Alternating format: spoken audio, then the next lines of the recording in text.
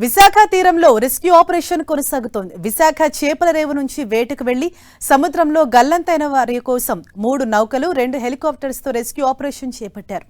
నిన్న సముద్రంలో బోటు బోల్తా పడి 7 మత్స్యకారులు గల్లంతయ్యారు. అందులో ప్రాణాలతో మత్స్యకారుడు కారే చిన్న ప్రాణాలతో బయటపడ్డాడు. సముద్రంలో గల్లంతైన మిగిలిన 6 కోసం నేవీ, మెరైన్, కోస్ట్ గార్డ్ సిబ్బంది తీవ్రంగా శ్రమిస్తున్నారు. సమాచారం తెలుసుకున్న వెంటనే రంగంలోకి దిగి రెస్క్యూ ఆపరేషన్ చేపట్టారు. ప్రతికూల వాతావరణంతో సర్చ్ ఆపరేషన్ కు ఆటంకాలు ఎదురవుతున్నాయి. 6 ఆచూకీ లభ్యమవ్వకపోవడంతో బాధిత కుటుంబ సభ్యులు కన్నీరు మున్నీరుగా విలపిస్తున్నారు. తమ వారి ఆచూకీ తెలుసుకుని సేఫ్ గా తీసుకురావాలంటూ వారు వేడుకుంటున్నారు.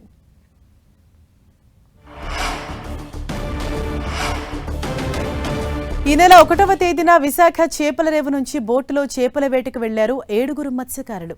వీరిలో విజయనగరం జిల్లా భోగాపురం మండలం ముక్కాంకు చెందిన చిన్న గరగయ్య, అప్పలరాజు, కె చిన్నయ్య, సీతోడు, విశాఖ జిల్లా భీమిలి మండలం పెదనాగమయ్య పాలెనికి చెందిన బండయ్య, విశాఖకు చెందిన చిన్న అమ్మోరు ఉన్నారు. అయితే బంగాళాఖాతంలో అల్పపీడనం కారణంగా సముద్రం అల్లకల్లోలంగా మారింది. ఈ విషయాన్ని కుటుంబ సభ్యులు వారికి ఫోన్ చేసి చెప్పారు. ఈ నెల 4వ తేదీ మధ్యాహ్నం నాటికి తీరానికి వచ్చేస్తామని చెప్పారు.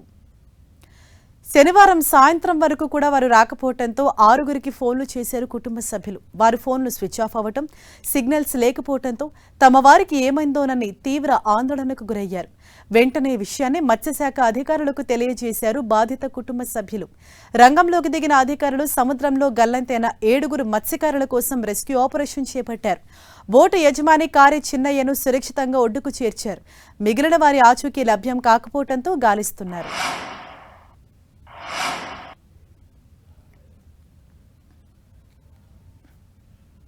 రైట్, ఇదే విషయంపై మరింత సమాచారాన్ని విశాఖ నుంచి మా ప్రతినిధి జార్జ్ మనకు అందిస్తారు. జార్జ్, ఇప్పటి వరకు ఏమైనా అప్డేట్ తెలుస్తుందా? అంటే కారే చిన్నయ్య విశాఖకు వచ్చారా? అంటే ఎటువంటి అప్డేట్స్ అందుతున్నాయి మీకు?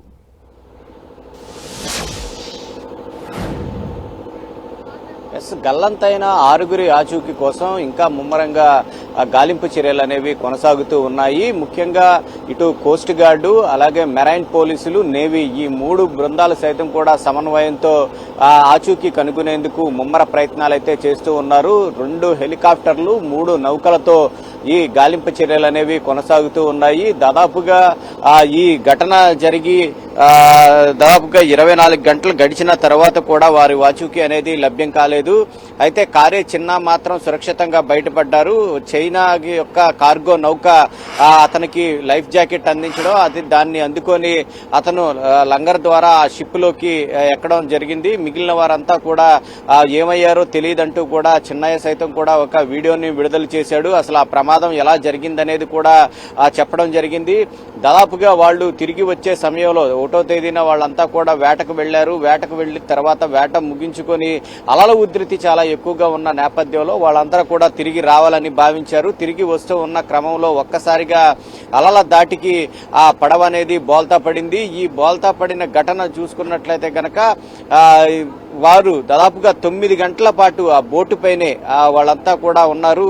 అయితే ఒకరు ఆల్రెడీ 7లో ఒకరు బోట్లోనే ఉండిపోవడం జరిగింది. కానీ మిగిలిన 6 సైతం కూడా వాళ్ళంతా కూడా బోటు పైనే ఉన్నారు. బోటు పైన ఉండి వారి యొక్క ప్రాణాలను రక్షించుకునేందుకు 9 గంటల పాటు శ్రమపడ్డారు. అయితే ఉండే కొంది ఆ బోటు సైతం కూడా మునిగిపోతూ ఉన్న క్రమంలో వాళ్ళంతా కూడా ఇక ఈదుకుంటూ తమ ప్రాణాలను రక్షించుకోవాలని భావించారు. ఆ క్రమంలోనే వాళ్ళంతా కూడా ఈదుకుంటూ వస్తూ ఉన్నారు. ఈ సమయంలోనే అక్కడ చైనా కార్గో సైతం కూడా వాళ్ళ కంట కనిపించింది. వాళ్ళంతా కూడా సహాయం కోసం ఇచ్చినప్పుడు వాళ్ళంతా చైనా కార్గోలో ఉన్నటువంటి వాళ్ళంతా కూడా లైఫ్ జాకెట్ విసిరేశారు. ఆ సమయంలో కేవలం కారే చిన్న అనే వ్యక్తి మాత్రమే ఆ లైఫ్ జాకెట్లను అందుకోగలిగాడు. మిగిలిన వారని వాళ్ళు అలల దాటికి వాళ్ళంతా కూడా ఏమయ్యారో అని తెలియదంటూ కూడా కారే చిన్న చెప్పడం జరిగింది. అయితే ఈ నేపథ్యంలో గల్లంతైన ఈ 6 కోసం సైతం కూడా ముమ్మర గాలింపు చర్యలు అయితే చేపడుతూ ఉన్నారు. ఇప్పటికే అధికారులంతా కూడా ఇటు కోస్ట్ గార్డ్ ను, అలాగే నేవీ, అలాగే మెరైన్ పోలీసులు సైతం కూడా రంగంలోకి దించాయి. గల్లంతైన వారి ఆచూకీని త్వరితగతిన కనుక్కోవాలంటూ కూడా పెద్ద ఎత్తున అయితే ప్రస్తుతానికి సెర్చ్ ఆపరేషన్ అనేది కొనసాగుతూ ఉంది. గంగవరానికి దాదాపుగా 10 నాటికళ్ల మైలు దూరంలో ఈ ప్రమాదం జరిగిందనేది అంచనా వేస్తూ ఉన్నారు. ఈ క్రమంలోనే అక్కడ ఆ సెర్చ్ ఆపరేషన్ అనేది కొనసాగుతుంది. ఆ గంగవరం ప్రాంతంలో ఏదైతే ఉందో అక్కడ ప్రమాదం జరిగి ఉంటుందని అంచనా వేస్తూ ఉన్న నేపథ్యంలో అక్కడే వాళ్ళంతా కూడా ఈ సెర్చ్ ఆపరేషన్ అనేది కొనసాగుతుంది. మరొక వైపు ఇక్కడ ఉన్న స్థానికంగా ఉన్న మత్స్యకారులు సైతం కూడా వారి ఆచూకీ కోసం గాలిస్తూ ఉన్నారు. ఏదేమైనప్పటికీ వారి కుటుంబ సభ్యులంతా కూడా ఆందోళనలోనే ఉన్న పరిస్థితి ఉంది. ఎందుకంటే వాళ్ళంతా కూడా తమ వారు ఏమయ్యారు అని తెలియక కుటుంబ సభ్యులంతా కూడా కన్నీరు మున్నీరుగా వెలిపిస్తూ ఉన్నారు. నిన్నటి నుంచి కూడా వాళ్ళంతా కూడా ఈ ఫిషింగ్ హార్బర్ వద్దే ఉన్నారు.